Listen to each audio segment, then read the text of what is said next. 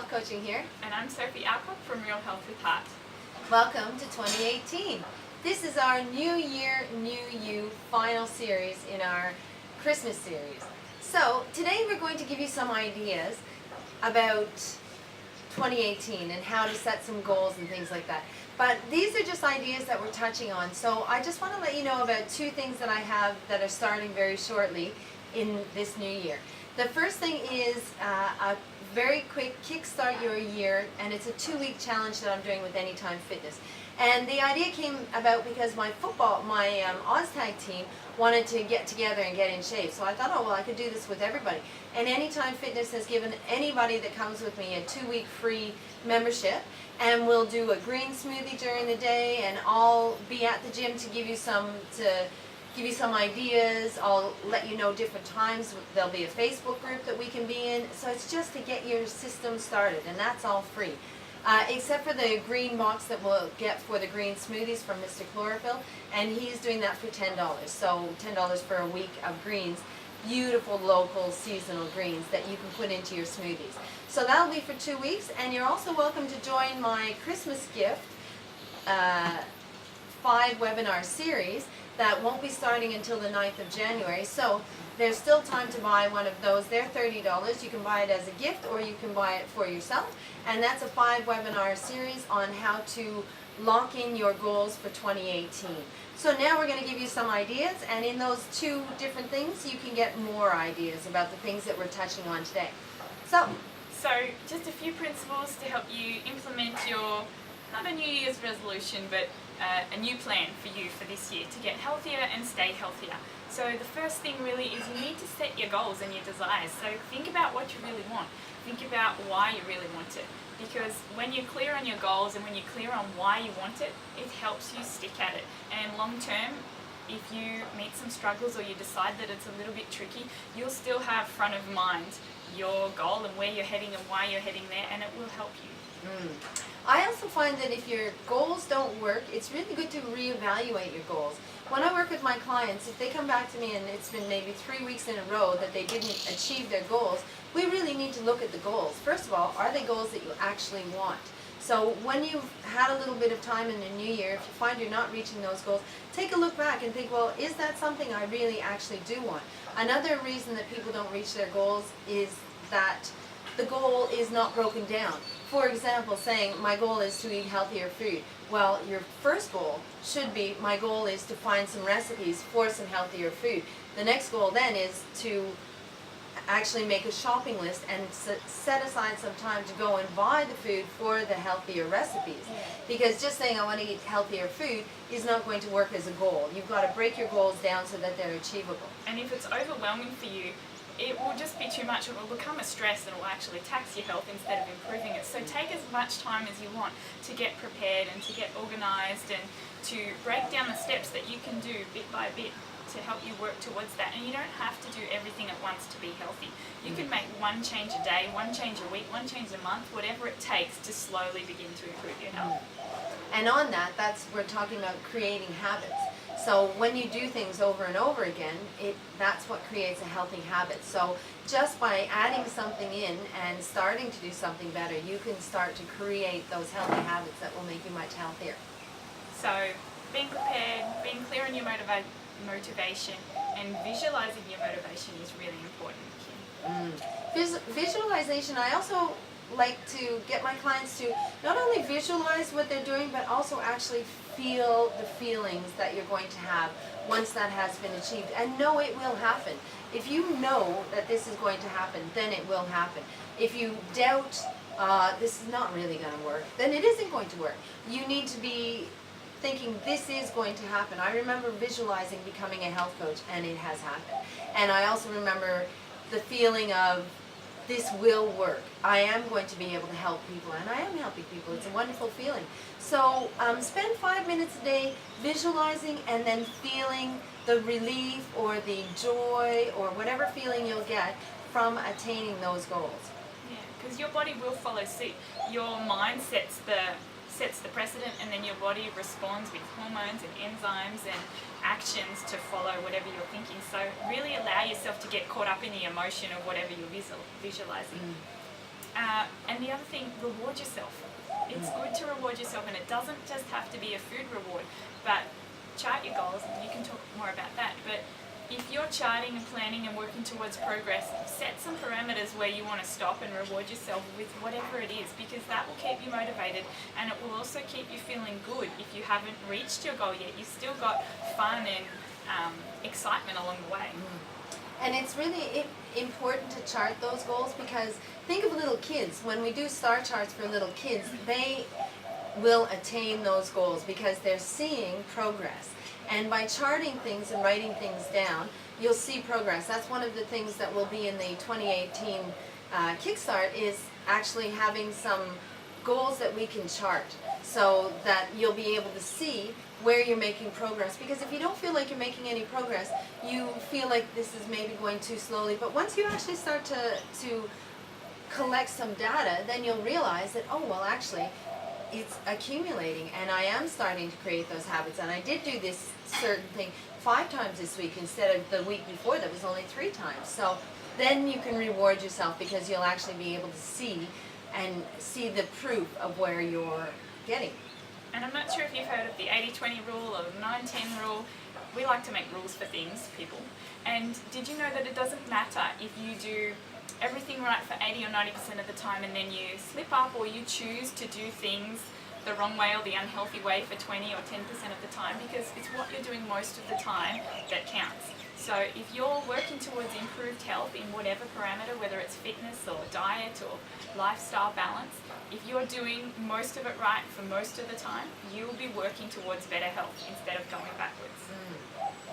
And the 3 big focus areas that Sophie will talk about are well, gut health, hydration, and exercise. And we've touched on these in the previous episodes, but gut health is very important, because if your gut health is poor, then it doesn't matter what you put in, you're not absorbing much of it anyway.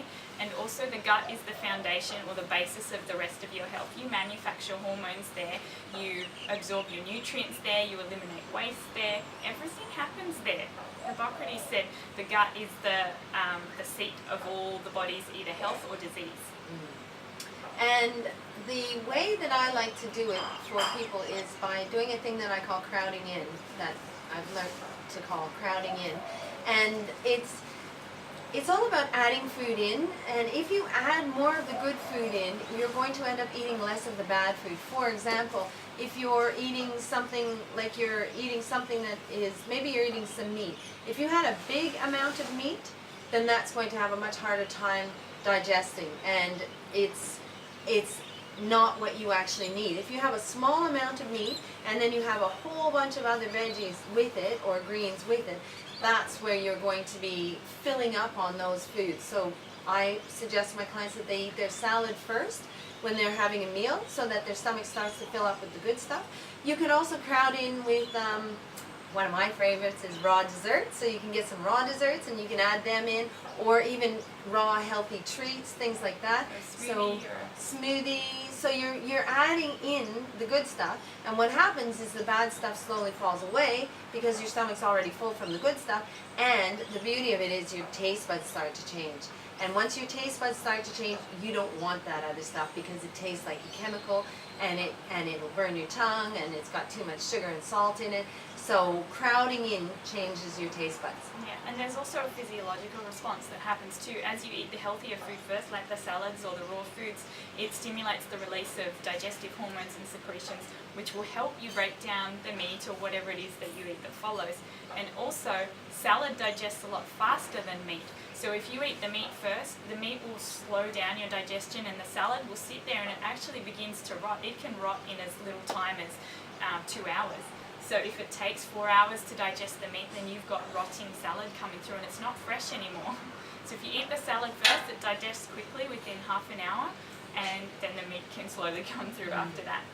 Or, even better, no meat at all.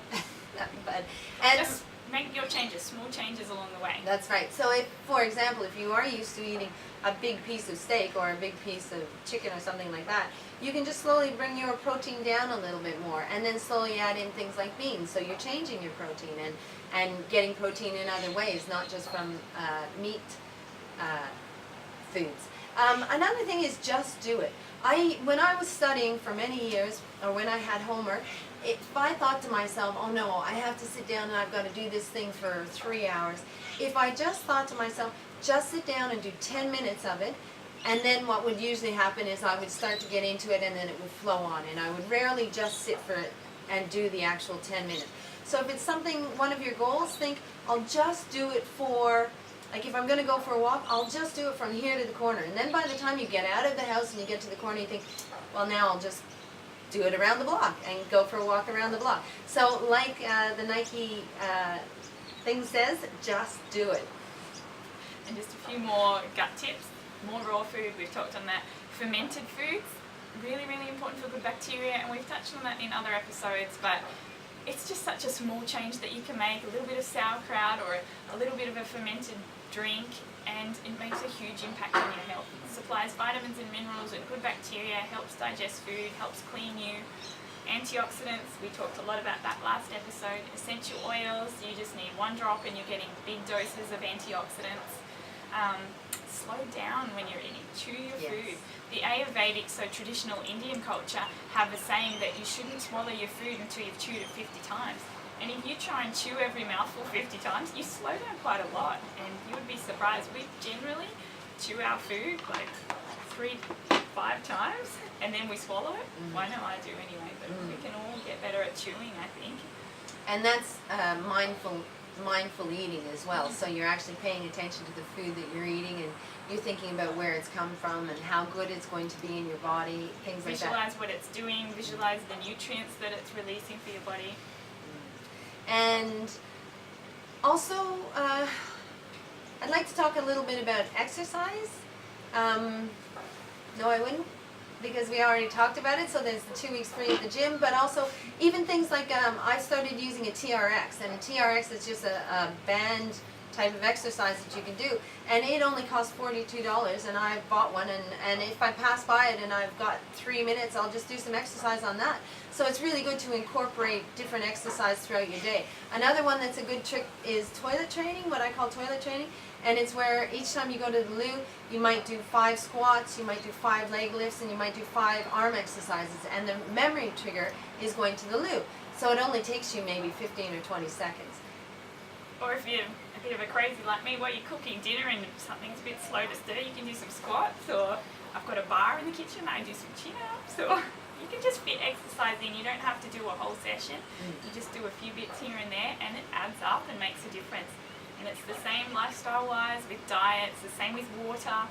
If you forget to drink one day, drink lots the next day, and it still makes a difference. And the thing that I was trying to remember before was about sauerkraut. I know I've had clients that didn't necessarily like the taste of sauerkraut, but if you put sauerkraut, a little bit of sauerkraut in your salad, you'll lose that taste altogether. My son opened a jar the other day and said to one of his friends, oh, smell this. It's not going to be nice when you're just having the sauerkraut by itself, but if you add it into things, you'll still get the same benefit, and you'll barely taste it. So pretty much everything that we've talked about in previous episodes, and that's just because they're all the foundations of good health. You have to have water and detoxification and minerals, exercise, and so if you're heading towards a new you this new year, then you need to start putting in place some of these principles, and you can choose where you start. And also schedule in a bit of time for joy. You want to make sure that you're going to have joy this year. So if there's a craft that you really love or something that you really like, make sure that you schedule in some time to have some joy. So it's not all about work, it's not all about family, it's a little bit about you as well. Yeah. Okay, have a great 2018. Yeah, bye.